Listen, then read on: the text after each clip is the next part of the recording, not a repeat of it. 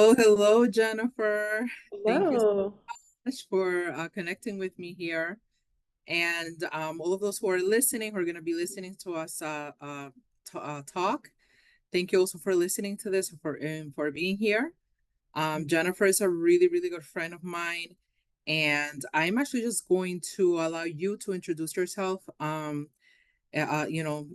all of us and how who you are and all of that good stuff. So go for it. Okay.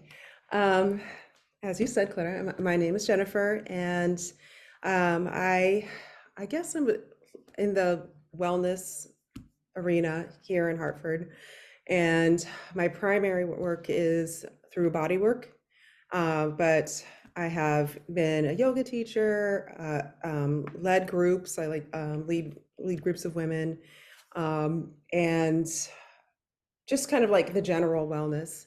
And I have, I would say, a solid group of community and Mhm. have shared a lot about my own personal, like what we're going to be talking today. Has Right, been right. a big part of my journey and how things have shaped up for me. Getting into the area of supporting people in grief. Hmm. And so, yeah, I just am a yoga teacher, body worker. That's the lady. That is wonderful. That is wonderful. Thank you, Jennifer. One of the things that Jennifer definitely works a lot with, she because this is also how I met her. She holds a grief circles, and they're powerful, and it's really it's really helpful for a lot of people that come to these grief circles. And the conversation that we're gonna be having here is going to be about grief because you can't really yes, there's talk about death, and this is what this channel is about, talking about that part of it is talking about that, and also it's a grief. Maybe you're not dying right now, but someone that you really cared about has died. So when death comes, it affects more than just that person. It's like a large group of people, the families, etc. And talking about grief is so important. So Jennifer, so I wanted to first ask you this question because once again, when we talk about death, we also talk about being alive. You cannot talk about death without talking about being alive. So I wanted to ask you, what is your favorite part about being alive, about just living? And that what I found that so funny because I that's one that I really tried to think about. And this is going to be a really crazy answer, I think, just because I find life to be very weird when you think Mhm. about it, Yes, and it yes. just I think about it, I feel like a fish in a fishbowl. And I'm just like wondering who's watching all this? Who's observing all this? And sometimes I'll be driving. I'm like, why am I driving my car right now? Why am I eating breakfast? Why am I Right. here? Why, so I just find it like very strange, honestly, is Right. this is all happening. Mm-hmm. And it's, I just feel like it's a day by day, step by step Hmm. act of something you have to do because somehow you got here. And it's just a very strange thing to me. Hmm. Um, as far as my life, I feel like just the ebbs and flows of moving from one direction, one path to the next, following my curiosity. Like I never would think that I'd be doing what I'm doing now when I was, in my 20s. I planned to be an elementary school teacher, retire from teaching, end of story. But life, when you follow the path, just takes you on twists and turns in all kinds of ways. But the actual act of just being here is very weird. Yes. I agree with you, definitely. There's a lot of weirdness to life, and I think life is also, people say like death is a mystery. I'm like, life is a mystery, by the way, Definitely. and yeah, oh, okay, thank you so much for sharing that.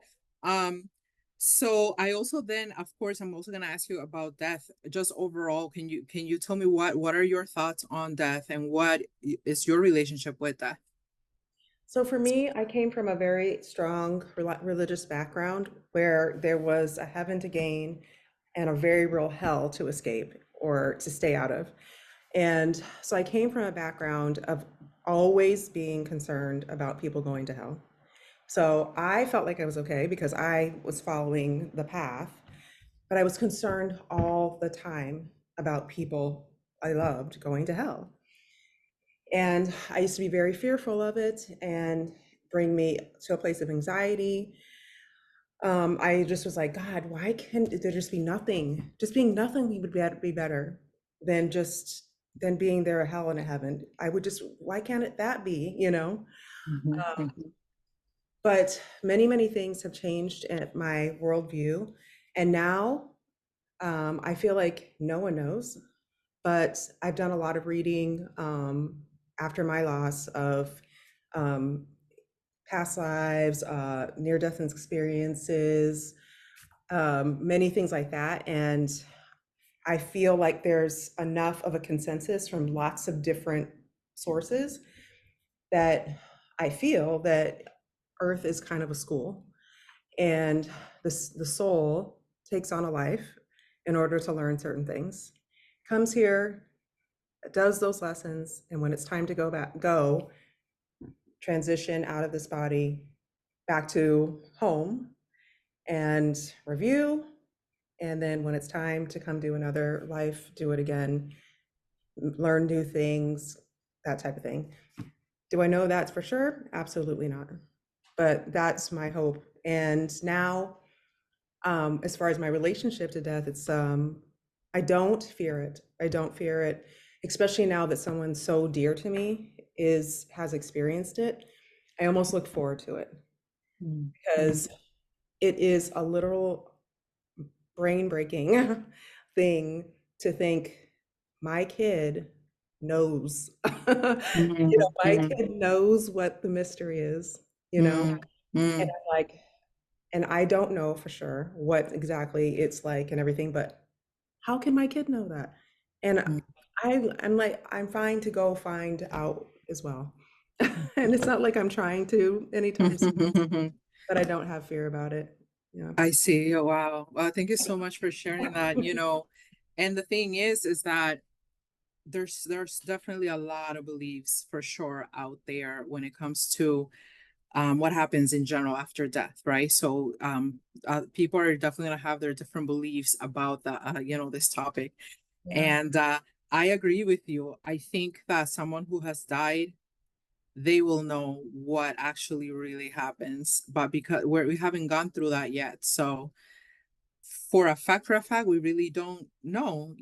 I mean, there's some evidence of things. That's what I always say. But just to really pinpoint it, like exactly this, no one really knows. Only those who have had that experience, right? Right.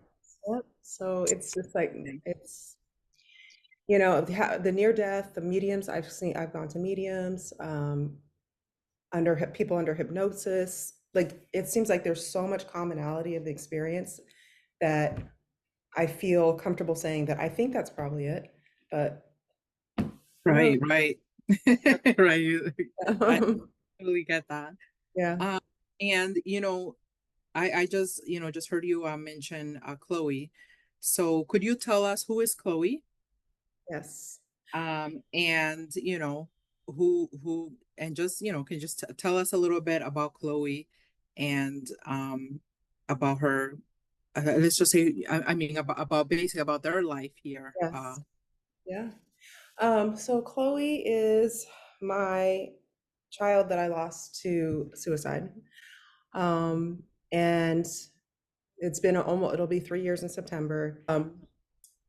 So Chloe is like this dynamic, beautiful, fun spirit, and they were my biggest challenge for parenting. They grew up with six siblings, and I would not like behavior, but Chloe just was broke the mold in every way.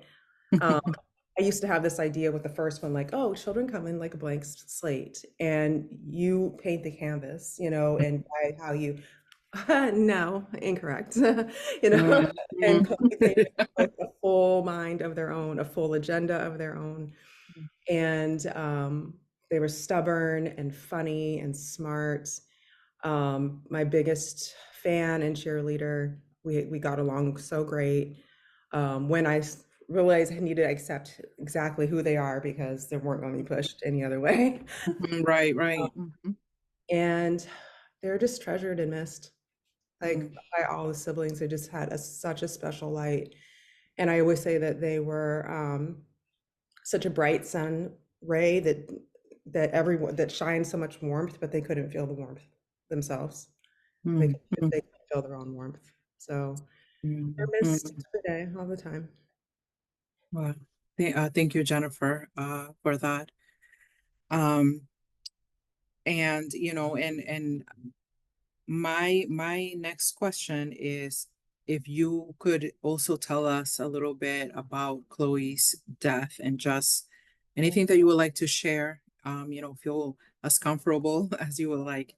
Hmm. So they had gone through kind of an episode 6 months prior where they had a plan and didn't go through with the plan. Mm, Um, and talked to their dad and said, I want to go to the hospital. So we took them to the hospital, um, and spent a day on observation. And the hospital said, like, we just think it's, yes, maybe they need to, make sure that they're in therapy like regularly, but we don't really see them as a serious threat, mhm, because they're talking about going to work later, have future plans. So we don't think there's anything. So I picked Chloe up and they had been scratching themselves with the nose thing that's in the masks that we used to wear. mm, So okay. all these marks on the arm. Hmm. The person who brought Chloe to me discharging, it's like, I don't agree. I'm just letting you know. I don't agree with them, like, discharging. Mm, And I was like, oh, what am I supposed to do with this? Like, Chloe, and I was just trying to show them they weren't paying attention. There's just always like some deflection. I was just mm, bored. I was just trying to show, and mm, so we just went through this like um dilemma of like, do I send you back? Do I take the doors off your bedroom door? Do I handcuff you to me? mm, Ooh. mm. Wow, wow. So like mental health is so important. And I didn't know about outpatient programs. They were on medication. I didn't know that we could change their medication and try different medicines. We just didn't have the greatest providers. So it was just all the things you kick yourself for. Mm, Um, and so we had a great 6 weeks together after that. Like my husband at the time, we were separated. Chloe mhm. stayed with me in my apartment, and we just had the best 6 weeks, just hanging out, Oh, watching shows, dancing, whatever. wow, wow. And things were like good, and they even had plans to go to a concert that weekend. They were enjoying work. Mhm. So it was absolutely just completely for me out of the blue Right. that, because I thought we were doing okay. You know, Mhm. we had this little system where we would text each other. Like when I left the house, it was about every 20 minutes to a half an hour, we'd text a emoji. So it would be Mm, like sun, ice cream, mm, sunglasses, or whatever. mm. So it would just be kind of like the underlying reason was I need to make sure you're still So you're here. so good. Oh, Yeah. wow, wow, wow. So like that day, I only had one appointment that day. So literally, I go for one massage. I live down the street. I walk back, and Chloe was with, I think they call it critical snoring, where it's like just heavy snoring. And I'm like, what in the Mm, world? But, and then they noticed, they saw that they had a seizure. I didn't know what was mm, happening. I still don't know what's happening. I'm not thinking that they self-harmed. Call the ambulance, and then Chloe is in the hospital for another 24 hours. mm, mm, And so my son says it the best. He says, like, the worst possible thing happened the best possible way because I we had 24 hours, and the nurses were like, the hearing's the last thing. Sorry. oh, it's okay. It's okay, Jennifer. I'm really sorry. So the hearing's the last thing. So we just played all our favorite music. Mm, We played High School Musical and like Moana, and Mm, we just mm, loved on them and talked to them. We FaceTime people who, you know, you were able to talk to them and say goodbye because we were aware mm, quite soon after they got settled into their room that it was just a matter of time. And we were having Chloe hang on for their sibling that was coming from Las Vegas. Um, and we just held the space and loved on them. And they held on to see, hear, see their sister. Friends came, mm. and then we let Wow. them. Oh, wow. Yeah. Mm, So, the organs just shut down. You let them go. mhm. So, Wow. Mhm, so we didn't know for another month that it was suicide. So it was just like, I think my kids knew more before me. Like they had more of a like, obviously, and I was like, no, because they had a concert. They had a concert to go to where things were fine. They liked going to work. Why would they do it now? You know? And the kids were a little bit more realistic than I was on mm. what had happened. So, you know. Oh, wow, Jennifer. Oh my goodness. Once again, I'm really sorry. I am not really next to you right now, but I would definitely give you a hug right now. Um, and I know that this can be, this is tough to share. So thank you for, your bravery. And I know you have shared before, and I know it's always tough. So just thank you for your courage in sharing this. I read this really I read a quote that I was like, wow, this is so true. It was about grief. I don't know it by memory or anything, but it was talking, about that is because of the love, that you hold on to the grief. It's not because of the loss, but Yeah, because of the love. yeah. And in the past, I have gotten actually a little bit, once again, people have their different opinions. And I have personally gotten a little bit, I didn't really like it as much sometimes when I would hear people like, oh, so and so is still grieving this person. Why can't they just like get Mhm. over it, move on, or whatever it is that they say? And Yeah. then I'm like, wow, that's not this is not, and I agree with this quote, it's about the love. It's because Yes. that love is there, that the love is there. I And remember even like the day, maybe a day or two after coming home, I was like, I think I said like, well, now what, Chloe? mm, It's like, well, now how am I supposed to, be in contact? It was like I was not willing to just have them be gone. You know, right, I right. was like, well, now how are we going to do this? And it was just, and that was what sent me really searching for Mm, connection, and leading me. I was already out of that religious tradition, but whew, that sent me all the mm, way to boo boo, all the way to, I was like, no heart holds barred. I'm bring it on. I'm gonna find a way to connect with my kid. right, right. Wow. Oof, oh my goodness. Uh, Mm, so yeah, I was just like, okay, now what? Now how do I contact? Now how do I feel you? Now how do I, you know? wow. Yeah. And Jennifer, now that you were talking about that, can you share a little bit more with us? How have you kept in touch? How has this grief, like, has this grief stayed the same from the beginning? What has changed about your grief concerning Chloe? If you can maybe talk a little bit more about that, and also, we'll also talk a little bit about how do you honor Chloe? Because if there's one thing I know is that you are very, very good at honoring Chloe and keeping Chloe's name, out there, and how special, and wonderful Chloe is. So yeah, you can talk a little bit about that. So I said, I think if they were still alive, and I was like, so what kind of signs? I literally was like talking, what kind of signs are you gonna send? Like I want, like what should I look for? you know? And so I was already thinking that way.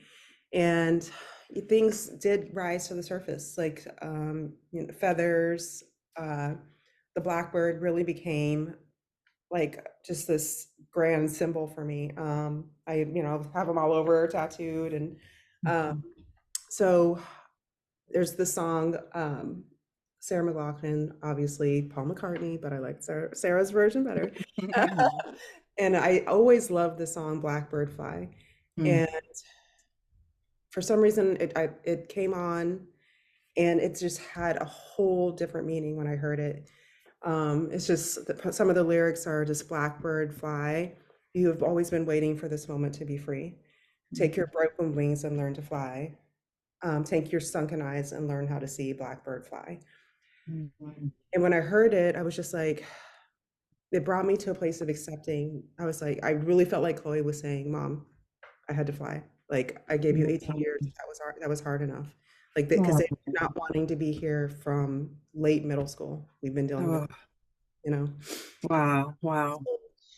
So I felt like they turned 18 and were like done, you know. Mm, mm, So that song really brought me like to a place of like having to accept that my blackbird had to fly. mm, And um the crow had just like kept showing up, in the just the most unique places, and it just became such a symbol of comfort to me. I mean, every time I see one, I'm like, "Hi, babe." I mean, I just say hello to them, and wow. sometimes they come at this like the funniest times, when I'm worrying about something, it's just like right in front of me, or just it's just so for me, I take those signs and I believe them, and I don't Yes, second guess them. Um, interesting. Mm, yeah, there's songs that come like that used to come at certain times, and like one very very specific cool one was I was driving along and I was really feeling sad, and I was listening to a Lady Gaga mix. So it was Lady Gaga, very dance, very, pop. And mhm, I was like starting to cry, and I just said, Chloe, I just need something to feel your love right now, mm, some way. And then the next song came on was Adele. It was a ballad, Make You Feel My Love is the mm. name of the song. Yes, yes. And I'm like, thank you. And I was like, that is nope, that doesn't just happen out of the blue. That was my sign, Yeah. and I totally popped into a weird non same genre playlist, Make You Feel My Love. And I Mm, was like, okay, I love you. Thank you. You know. mm, mm, So I believe in signs. I when I sit and I just think about Chloe, um, I feel them. I feel like I feel warmth and mm. presence, and I take that as feeling them, feeling their energy. And I Yeah. don't know how weird it sounds, you know? Um, Another way is you'll see behind me is this is my altar. Uh, Okay. and I have relatives Mm, past, but also Chloe is up there. mm, And one way is I light a candle every single day and mm, say good morning, I love you to all of them, and invite them into my day, mm. and pour coffee for them every day and go outside and pour it to the earth, every morning, make fresh coffee every morning, put it on so I'm not trying to push them away. I think that's the Mm. thing. I'm not trying to get over them Right, right. and get over. I am finding a new way to have them in my life. Oh, wow. So it's never going to be my goal to not think about Chloe every day. Uh, Right. I want it's to have them in a different way. Yeah. Try it a different way. Yeah. That is very special and just very loving. It's Um, very, mhm. it's my kid. I mean, I don't want to, Mm, and I don't cry every single day. I can go a couple weeks without crying, and yes. I'll just be like, seriously? And it's like it just kind of like hits you all over again that what actually happened. And then you're like, you know, Yes.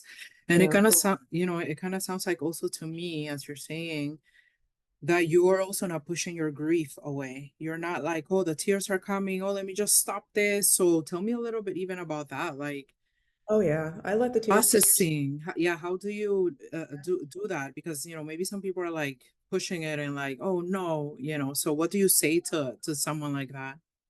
I let them go. I let them go anywhere. And before, when it was early on, I mean, I would cry in the grocery store, I'd cry at bookstores, I'd cry at hair appointments.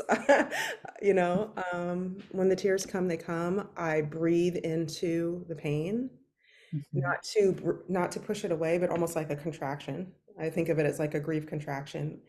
Um, I've kind of had time where I didn't feel the sadness so much, but Mhm. we're doing this walk for suicide prevention actually tomorrow. And Yes. Mm. preparing for that, we've had to raise money. We've made this like luminaria. I think I have it right here, like decorating a bag, and so I've got like Chloe and other people that I know Mm. have lost. I see that. you know, Wow. and, so it's been in my mind a lot because of this walk. And then you had to put the name of the person on the back of the shirt. So it's just like in your face a lot, so I put, Mm. and when I did it, I was like, I Mm. hate this. I hate this so much. It's so stupid. You're supposed to be here. I hate this, Oh, So, wow, wow. I just take a breath, almost like a contraction, and I let myself cry. I let myself have it. I never, um, I never stop the tears. Mm. Now, there's some things that I remember about the experience that I don't want to just dive all the way into. Mhm. Maybe I need to, I don't know. But it's not like I push it away and like try and go watch TV or or start scrolling. I kind of feel it like backing out of the door, Mm. right? So there's some parts of the emergency aspect of being in that triage room and some of the things I don't want to just dwell on and remember every Mm. detail. I'm like, I was there and I remember, okay. And then I'll start talking to Chloe and I'll just Yes. like, I need your comfort right now. I need, and I don't want to think about your passing. I know that you're out of body and Wow. wherever you are, you're fine. I need to feel some support right now. Wow. Yes, like the experiences of grief are definitely they definitely vary, And I am one that believes, because I think in general when I've had some kind of grief in the past, I would be the type to sort of push it away or do something to bury it or something. And then once I allowed myself to really grieve about things that were causing me grief, Mhm. it felt like it hurt a lot. Like it hurt a lot. Like I say, it hurts like hell. And at the same time, for me, at least for me, I feel like there seems to be something, I guess, healing that happens. It's Yes. almost like those tears are a gift. Like, And so they I say see that them in you have a to way as feel a it to gift. heal it, right? So if Right. you have to feel it to heal it, otherwise Mm-hmm. you're just storing it for later. And, Mm-hmm. so it's just getting stored in your body. Mm-hmm. So it's like just letting it come rather than trying to pack it away somewhere and building up scar tissue and just letting it flow when it comes and again knowing that it's just the love. It's the love bubbling up. Another saying that I love is well, I guess the original saying is grief is love with nowhere to go. Mm-hmm. Someone put a spin, it's like grief is love with everywhere to go. And that's why it's hard, because and if you Yes. can spin it where it's like it literally it's everywhere. I can look at almost anything and have a memory of Chloe, you know, making macaroni and cheese. Chloe loved macaroni and cheese. A Mm-hmm. certain song comes on, a movie comes on, uh, Mm-hmm. putting on Chloe's Crocs that I wear every day, just like it's everywhere. Grief is love with everywhere to go. Passing by certain restaurants, um, Restaurants. anything. And so it's not like it's love with nowhere to go. It's love with everywhere to go because it's such a rich connection you have with that person. And it's not that like it should every time it's like, oh, it's just like it should be rosy and I love ever the love. Sometimes it's very painful that folding a certain shirt is like, you know, Right. Right, right, It's just like, you just reminded, like, this person is that important to you, that they touch every fabric of your life. right. Wow, wow. And the importance of, again, as we're saying, of trying, if you, to definitely grieve it, or finding a way of processing. It's definitely important. Um, and Doing I wanted lots to, what was that? and lots of writing, journaling. Yes, journaling. Journaling is definitely one way. Oh my goodness, yes. Yeah. And you talked about this walk that you're gonna be. It's like a suicide walk, Mhm. right? Can you tell me a little bit about that? And just tell me a little bit about that, what this means for you, and also tell me, like, what other ways do you honor Yeah. Chloe and her memory? Yeah. And not just with yourself, but like with others. Like, Yeah, what definitely. what things do you like do, to like Mhm. to continue to honor her, to Right. honor to honor them? Yeah. Yes. So the walk was Morgan's idea, my oldest daughter, and she saw it. And when I saw the promo, instant tears, Mhm. and I was like, okay, sure, let's do it. So just doing this walk, and I feel like it's just the most like dual experience where you're going to be gathering with people who have all been touched by suicide, and they give us beads according to how we've been affected. So parents Oh, have white beads, maybe siblings have blue. So at a glance, you can see other people and know how their story relates to yours, and then just to see like there's going to be just thousands of bags and knowing what these bags represent. So it's like, mhm. okay, this is crazy. Is this sadistic? You know what I mean? But Mm, I know it's going to be mm, very emotional to go and experience that, but I feel like it might help me get some of the deep things I haven't really got by being around other people who've experienced that. And I'm going to let right. my tears flow as we walk as well. So Mm, the walk is the one specific thing coming up, but through my business, I've changed my name to Blackbird. So I'm Blackbird Wellness and Healing, where I mm, was Gift of Thai Yoga before, and I'm Blackbird Wellness. I had a bracelet. A friend of mine, Rachel from Eighth Element, she's a local Hartford artist. Um, and I sold little bracelets, and some of the proceeds went to the Trevor Project. So the mhm, Trevor Project helps queer youth who experience depression and suicidal thoughts work through that, provide counseling and programs. So I also had a friend of mine do a candle that we curated, and I just call it Chloe. Kept it mhm, simple and called it Chloe Candle. And there's just many, many ways and in the grief circles, we introduce our person as if they're there. So, mm, and I like for people to talk, just like you started with, tell us about Chloe. right. Tell us something about them, and I'm like, I want to know what their favorite song was. What's a funny story? What was their favorite color? What they like, like really bring them here with us. So in doing that, I get to talk about Chloe every time we do it. Mm, So that keeps me fresh on all and because I literally, when we got home, it was within about 3 days, I wrote a list of everything I could remember. I mm, was like, I want to, every little thing that I can remember, like little phrases, catchphrases they said, little mm, jokes. I just wrote,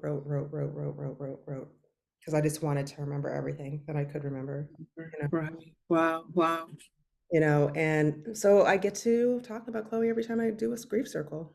Mm, So, you know, mm, and I'd share on my social media posts quite frequently about them. right, Um, And I feel like the way that I've done it has opened up other people to talk quite freely about Chloe too. Like my right. clients will like send a picture if they're burning their candle and they're just like thinking about Chloe and holding you both today, just sending me a picture, or they'll ask a question about Chloe, or oh, I saw some of a person that looked just like Chloe. You're not People aren't afraid to talk about Chloe Oh, because of wow. the way that Wonderful. I have just shared the experience with with everyone. Yes, yes, shared. Wow, Yeah. wow. And I How? remember that. we went to a football game right after it was because you got other kids, you gotta do stuff still. So Right, maybe right. like 2 weeks or so, and we went to my youngest son's football game. So people knew at that point, and there's one of the moms who just like saw me and just they're like, like what do you do? And I was just like, well, come here, like like what are you Oh, supposed to do? yes. Wow. So it Oh, was just like, how just beautiful. come give me a hug. Right. Oh my goodness. So yeah. Oh, they're so, yeah. Yeah. Mm. Many times I have, constantly, thought about you and these experiences, because I have children myself.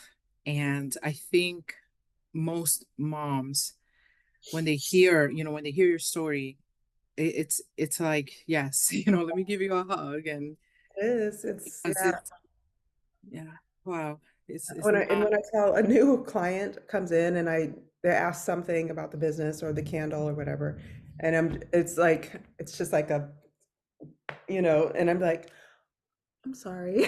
I know that's a lot to take in. Mhm, And they're just like, how are you okay? And I'm like, mhm, mhm. you just are sometimes, and sometimes you're not. But Yeah.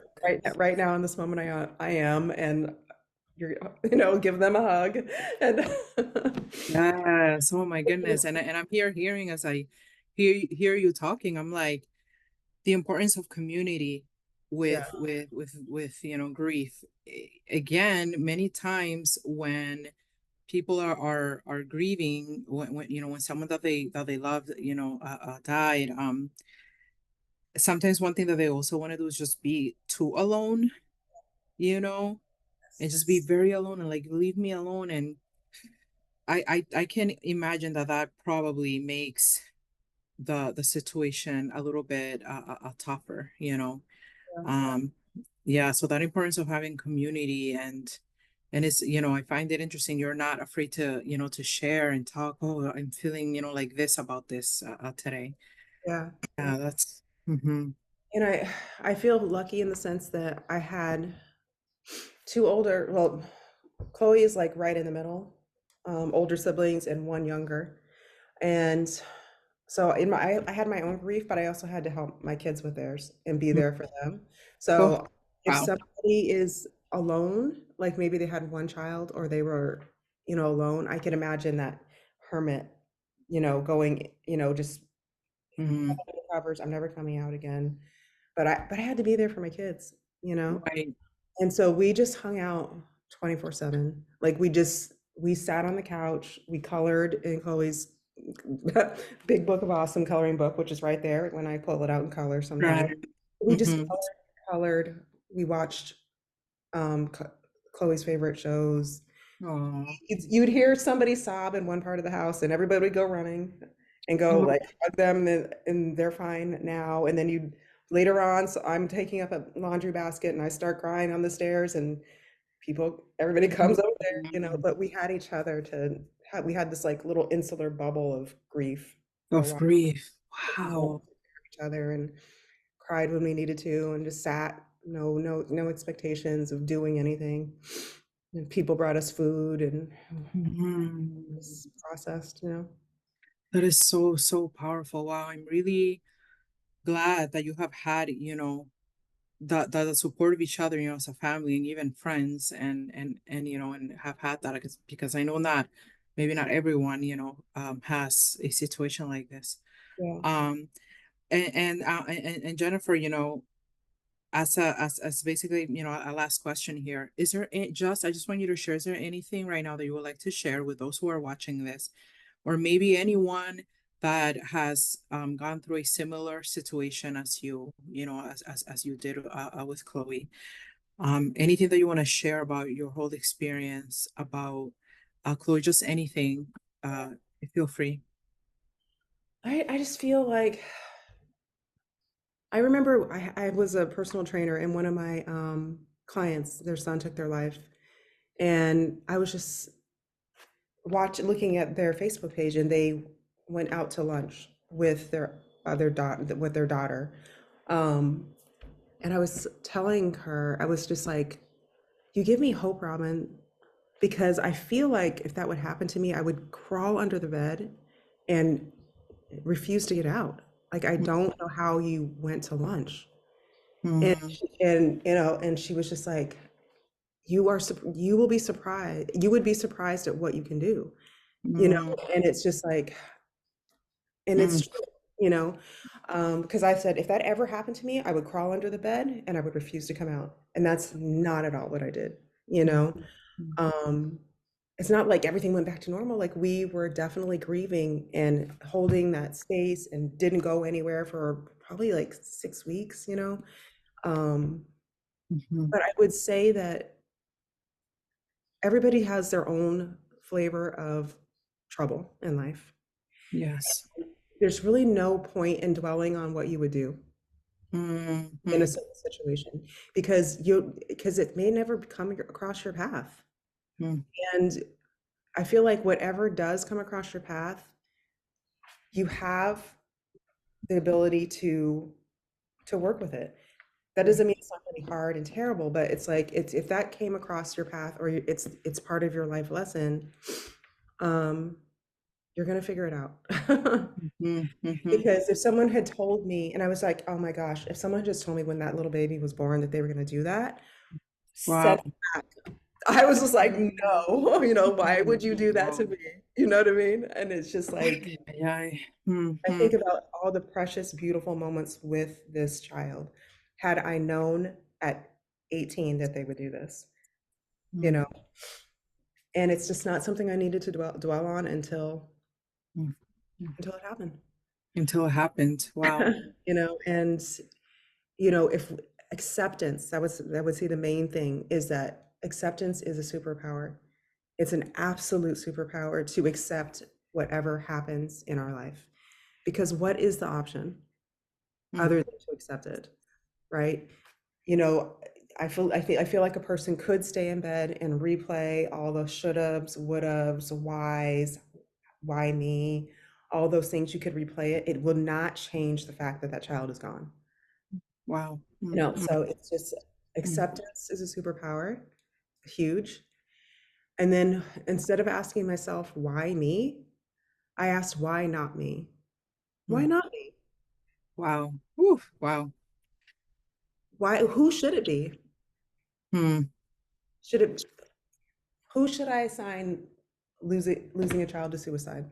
Who should I assign losing a child to cancer?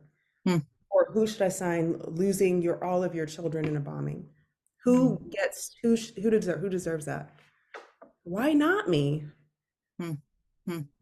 And that was like a big turning point in my thing. Wow. Why not? Mm.